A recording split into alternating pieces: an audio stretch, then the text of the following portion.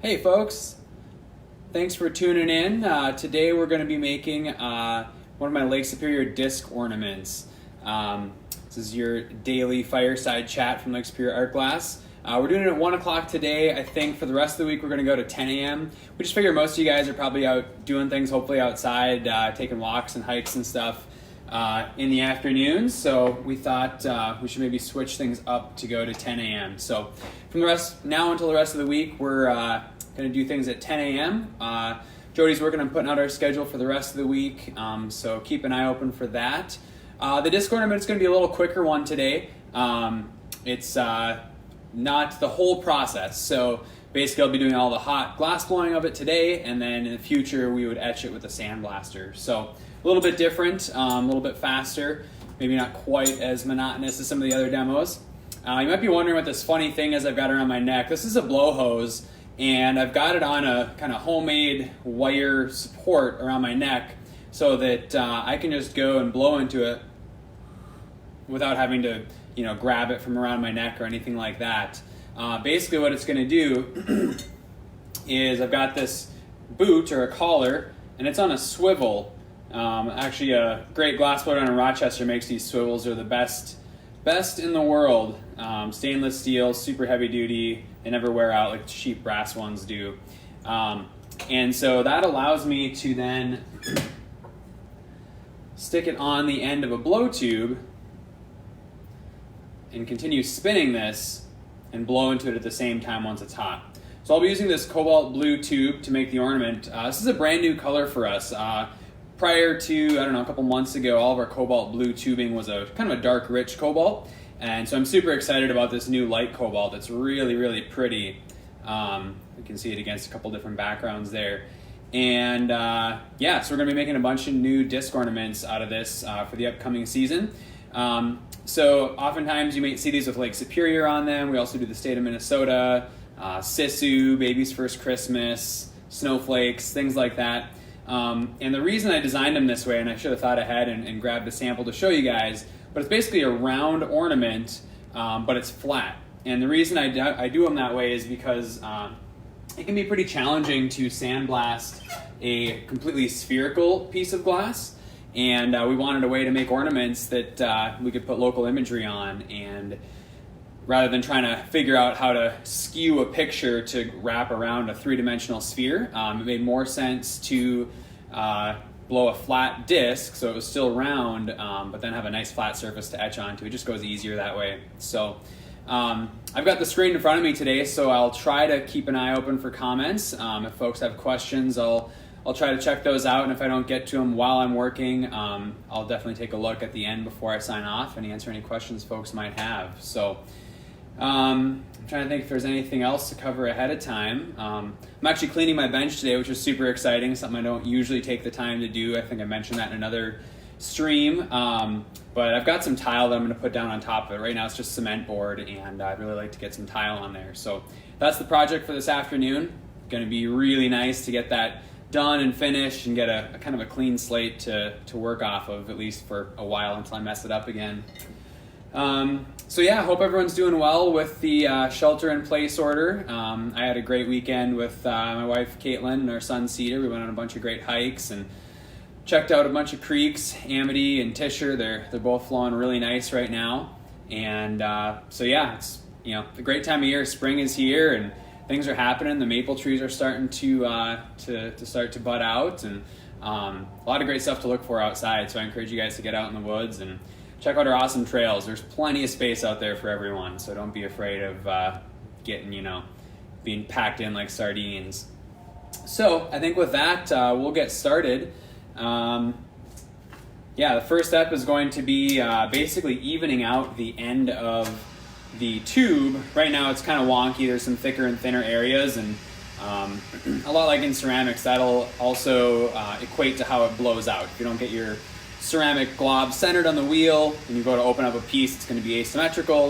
If I start with an uneven piece of glass and blow it out, it's going to be an uneven bubble. So I preheat the tube in my kiln ahead of time just to kind of warm things up and not shock the glass, and it goes right into the flame. Then I always wipe it on one of my Kevlar gloves. That just takes the kiln dust off of it. Otherwise that could melt into the glass, and that would be bad. You might be able to see kind of the unevenness on the end right there. So I'm going to get rid of that, true it up, make it nice and even, and then I'll be ready to blow a bubble. And when I get the glass hot to blow a bubble, I'm going to squish it flat with this graphite pad. And it happens pretty quick. So I'm just kind of going through this all ahead of time, because in the moment, I won't be able to talk as much if I got this in my mouth. So just to give you guys kind of a rundown of the order of operations here.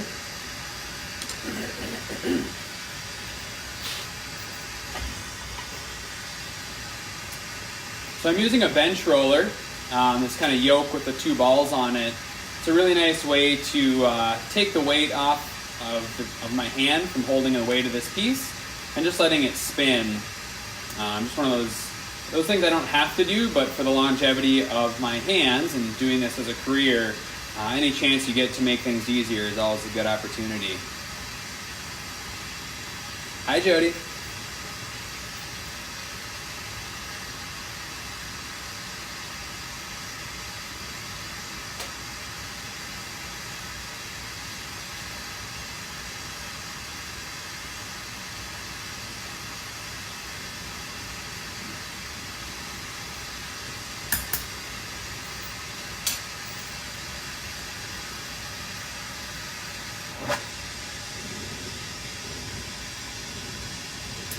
Hey Judy, this is the GTT Cobra.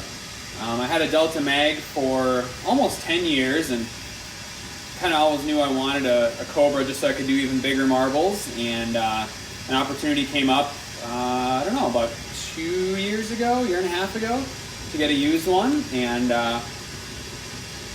yeah, I love it. It's perfect. It's allowed me to get up to about 5.5 inches in diameter for marbles, and I now have a 6-inch marble mold, so this year I'll be going even bigger with the marbles, so puts out a lot of heat. Hi Amber. Alright, so I've evened out the end of the tube, and now I'm going to work on getting about almost 2 inches of this tubing hot and blow it into a bubble and give it a squish. It'll happen pretty quick.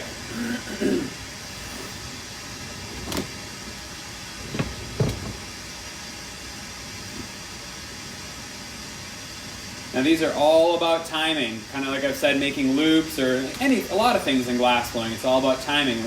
Many times you only get one shot to get it, so I got to get the right amount of glass to the right temperature, and then move at the right speed, blow at the right time. Don't blow too hard, don't blow too soft. Everything has to come together in order to get this to turn out just right.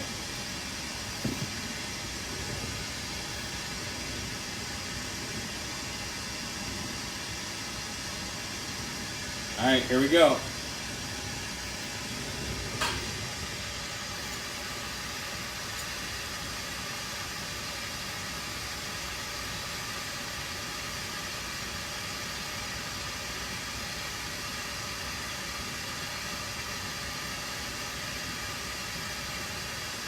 All right, so there's our nice disc shape. I'm going to even out the front of it. The front is kind of wrinkly and kind of weird looking. It's hard to see in the photo, but not totally smooth. So we'll work on the front now. Like I was just saying, that's a one-shot move. If I didn't get the glass hot enough and got too small of a bubble or an uneven one, there's not really an opportunity for me to start from scratch again with that same piece of glass. I might be able to tweak it and get it to look okay, but all in all, you want to do it in one shot. Right now I'm heating the face of this, just smoothing out the face of that disc. Trying to get it as smooth and uniform as possible.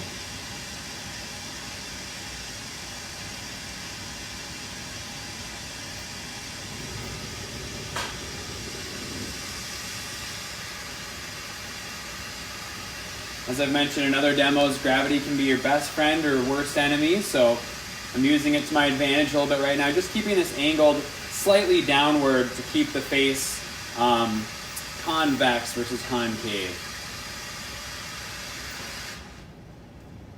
Using the reflection of my flame to check the surface. It's looking pretty smooth. Again, sometimes I have to remind myself of that 80% rule. It's not always going to be perfect. Avis asked, what temperature is the glass at? The glass when I'm working with it is probably around 23 to 2400 degrees when it's really molten hot, when I blew that bubble and squished it. Right now, it's, maybe only 1200 degrees or something like that, because it's not moving. It's still very hot, but the glass doesn't really start to move until it gets to 1200 or higher, and even then it's pretty slow. To work with the glass, and this is Pyrex or borosilicate, it really needs to be upwards of 2000 degrees.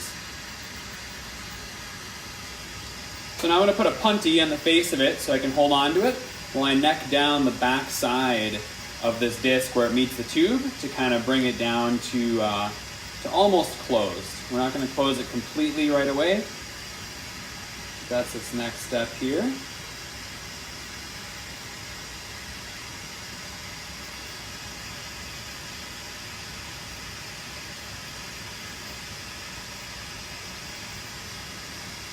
All right, I didn't quite hit center. I don't know if you guys can see that, probably not super well, but wasn't quite centered. It really needs to be as perfect as possible. Again, otherwise you run the risk of making an asymmetrical piece. So I'm going to try that again.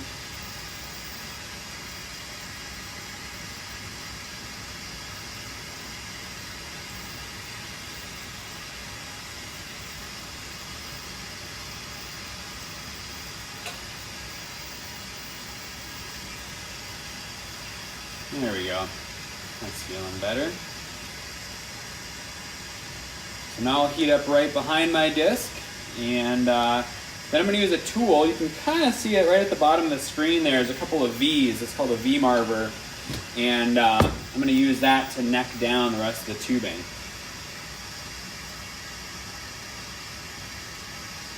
I don't use fusing glass at all. There's obviously a number of different types of glass, and they all have their own specialties. And fusing glass, while certain types of fusing glass can be worked on the torch, they all have different properties. And so one of the beauties of Pyrex or borosilicate is that it expands and contracts about a third as much as regular glass does.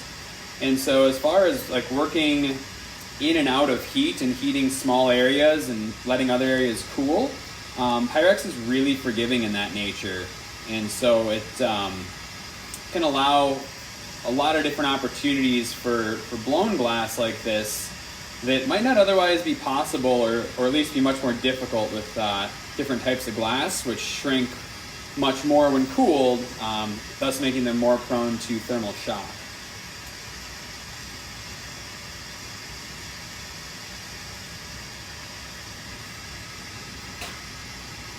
Yeah, good question, Davis. And I love explaining the process, and I never know who's watched other demos, so it's good to talk more about this stuff, even if I've covered it before, because not everyone watches every video. So glass is a pretty incredible art form, and there's a ton of ways to work with it. Like you said, you do fusing, there's stained glass, there's casting, blowing, slumping, just a ton of different ways. And so yeah, at Lake Superior Art Class here, we really enjoy showing people all those different ways and explaining that process, because there's so much that goes into each one. So although we don't do fusing or stained glass or things like that here at our studio, we do feature artists that do work in those areas, and so it's a great opportunity for us to show folks in our gallery what the differences really are. All right, so I've necked that down. Before I close it completely though, I need to pop a hole in this disc. If I don't, the disc is going to want to, let me think here, probably explode, because the disc is pretty cool.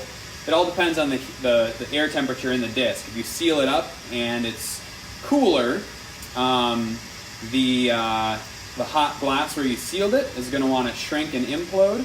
And if the air inside is warmer, where you seal it and the glass is still really hot, it's going to want to explode and pop a hole. So we've got to pop a vent hole here.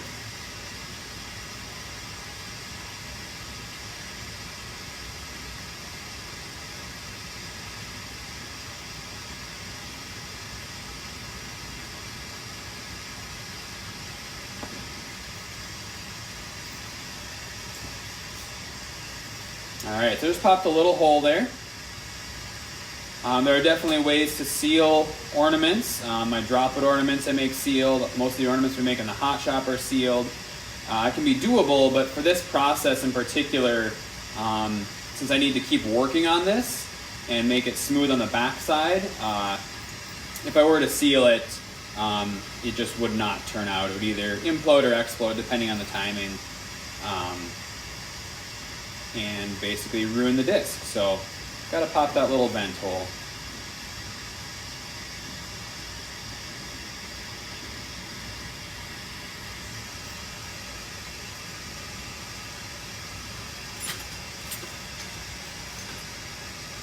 All right, so you can see I've got a little bump there where I disconnected it. I'm gonna remove some of that glass.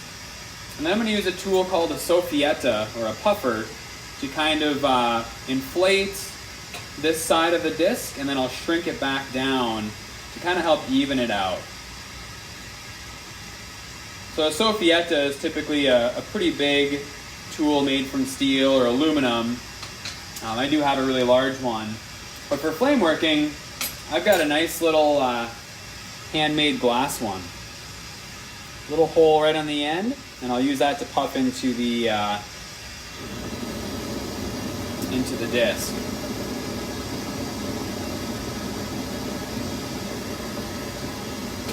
Thanks for chiming in, Judy. I didn't see what Avis asked, but I appreciate the help. This is an annealing flame. I'm just making sure this disc stays warm enough. If it were to get too cold, it would want to start cracking. So just making sure it stays nice and stable as far as temperature goes. And now let's start working on this face to even it out.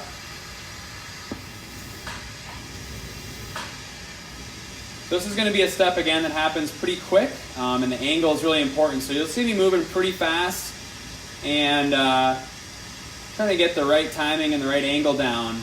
I'll try to do it in a way where you guys can see the angle of this thing puffing out as I blow into it, the soffietta. And honestly, this one's looking really good. I don't need to do much with the soffietta, but I'll show you anyway.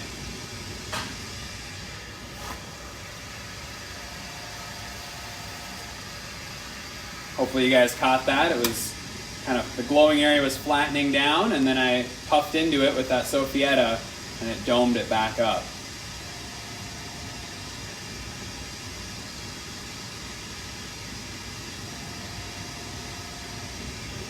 All right, so now we got a nice flat disc face.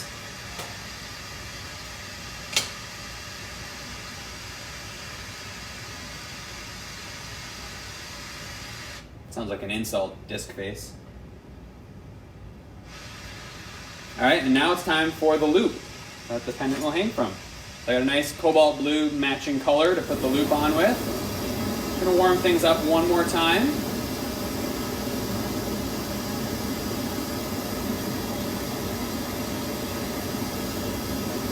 Just kind of grab the color that looked like it matched. It'd be really funny if this was a color called blue sea, basically a cobalt blue that fluoresces pink under a black light. It could be. I'm really not sure. Guess I'll find out tomorrow.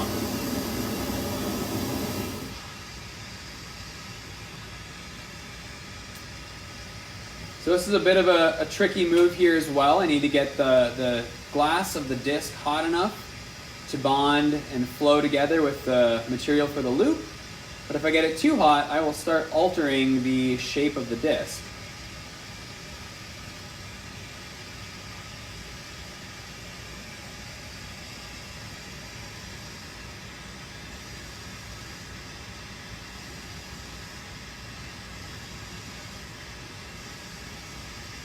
Here's that loop again, in case you guys haven't seen it in the other videos.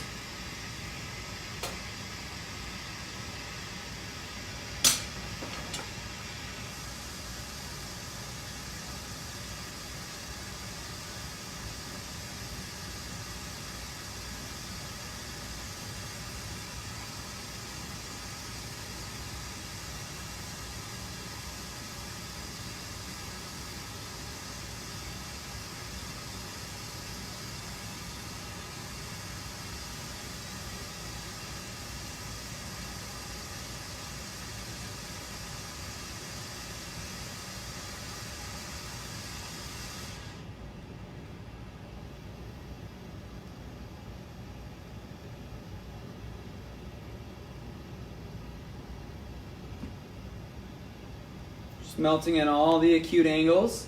I'm gonna make sure this is nice and strong.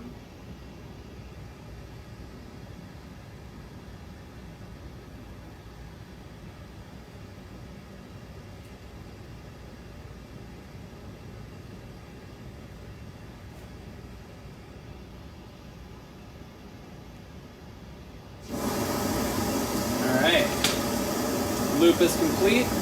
Gonna warm it up once more.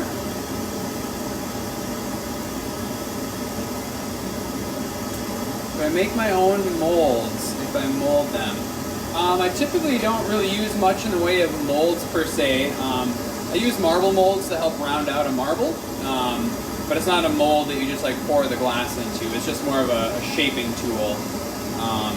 But yeah, I typically don't make any of my own molds or tools. I've just found over the years that my time is best spent making glass. If I had a whole machine shop where I could make graphite tools, then it might be worth my time to save the money on buying them and make my own. But since I don't have that setup or the expertise, I would much rather pay someone who has that skill set to make me what I want and spend my time making artwork. Alright, so there's the loop. Now I'm going to break it free. You'll see it should be pretty gently attached, and it better be because these are fairly thin, and so if it's too hard of a punty, if it's too well sealed on, I'll crack a hole right in the side of the ornament. So we'll do it right in my V-marver here. Okay. Polish that last spot where the punty was to smooth that out.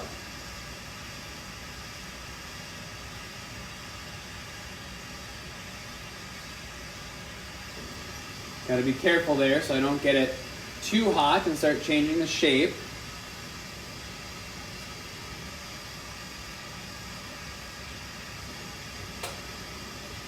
I'm going to use gravity to help keep it even.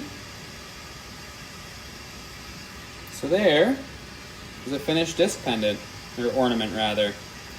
So that's about probably 2 3/4, almost 3 inches in diameter. Nice cobalt blue disc that then I'll etch like Lake Superior or something like that onto. And it goes into the kiln to cool slowly. So about 1050 degrees in the kiln. All my finished work will go in there from the day. And then at the end of the day, I'll run a program that will cool the glass slowly overnight. Judy, loops are my nemesis. They are very challenging. Yeah, it takes thousands of repetitions to get them down good. I'm very fortunate. I made a lot of pendants early on when I was learning, and that taught me good loop making technique. And a big thing for me was making the same kind or style of pendant over and over and over again so that my loop process was the same. Avis asks, can you use a rod manipulated for a loop? I'm not sure exactly what you mean by that, but I think maybe what you're saying is pre-making a loop on a rod. We do that a lot for our classes, so we'll pre-make the loop and have it kind of sitting aside, so when you finish a piece you can just weld it on, which is a really nice way to do it. Then you don't have a piece on the line that you're trying to keep alive while you're trying to figure out your loop and get it good. So thanks for watching, Cindy. We appreciate your support, and thanks to everyone for watching. These are really fun for me to do as well, and just get some interaction with everyone out there. I love to be in the studio creating, but if I'm not sharing with folks, then I'm missing out on half the process, I think. So we appreciate everyone's support. We've got some more clearance items going up on the website this week. Jody will be making a post about that in a few days, but keep an eye on there if you want first dibs. She is working on them over the next couple of days. So basically our big spring cleaning sale that we were planning to do during the gallery hop in a few weeks here is going to be all on the website. So head over to lakesuperiorartglass.com and go to the clearance section. You can see things as Jody adds them, so you get first dibs. There's some really sweet deals there: cups, paperweights, sculptures, you name it. So that's pretty sweet. Forget what I'm doing tomorrow. I don't have it written down here in front of me, but tomorrow's demo will be at 10 o'clock. I think I might be doing a wine goblet demo. And that's just going to be kind of like what you'd experience in one of our wine goblet making classes. So I'll be running through that just as if you were in the class yourself. So thanks again for watching, everyone. Feel free to send us suggestions if you have things you'd like to see, questions, comments. Yeah, we're all ears and want to keep you guys in the loop. So thanks again, take care, and we'll see you guys tomorrow morning at about 10 o'clock. Making a pendant tomorrow. Thanks, Jody.